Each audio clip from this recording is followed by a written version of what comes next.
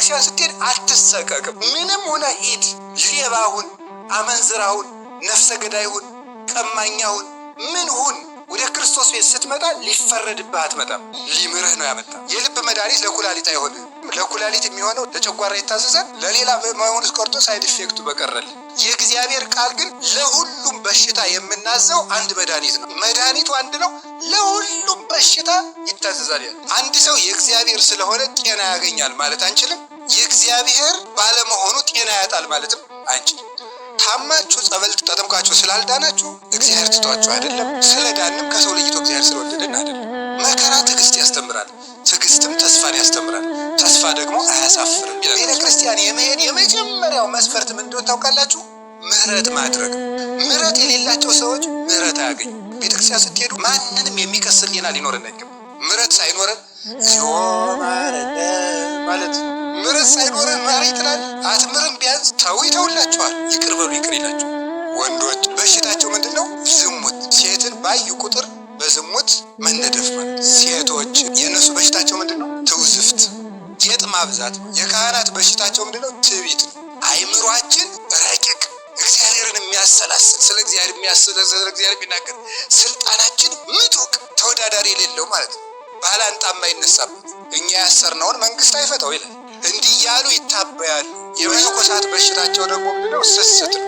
10 ሰሃን እንጀራ እያለ የንስሐ ልጆች እዚያው ይሻግታታል። ለሰው አይሰጠውም ማለት ነው። መነኩሴ ዝም ብሎ ያየውን ዕቃ ሁሉ ስጡኝ ማለት ነው። የሽማግሌዎች ወይም የአረጋውያን በሽታቸው ገንዘብ መውደድ፣ ሳረጅ ማን ይጦረኛል ስለሚሉ ሽማግሌ በቃ ከትራሱ ስር የሆነች ብር አለ። ለአንተ ፍል ሲባል ቆይ ወደ ላይ እንዳትሄድ ይሄን እኔ ያነጥፈዋለሁ ነው የሚለው ማለት ነው። ይሄ አምስቱ ምናችን ነው? በሽታችን።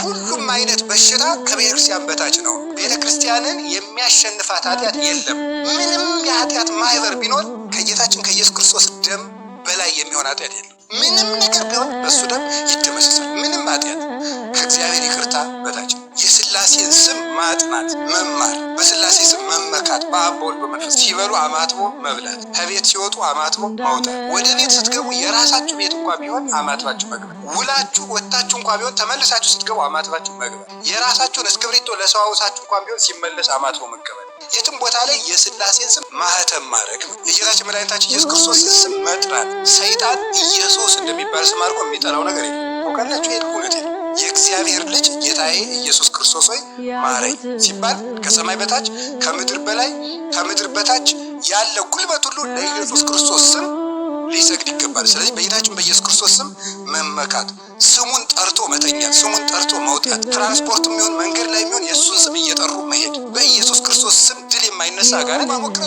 እስቲ እግዚአብሔር ያሳያችሁ። ራሳችሁን ለመለወጥ ስንት ዓመት ለፍታችኋል? ደጋግሞ የሚጥለንን ኃጢአት ለመላቀቅ ስንት ዓመት ላይ ደከማችሁ? 7 ዓመት ጣርኩኝ፣ አንድ ኃጢአት ግን ሊለቀኝ አልቻለም አትበል። አምና ባይሳካ ዘንድሮ ባይሳካ ከርሞ 38 ዓመትም 40 ዓመትም 50 ዓመትም ሊያደክም ይችላል። ህይወትን ሙሉ ለህይወት ይጣረለታል።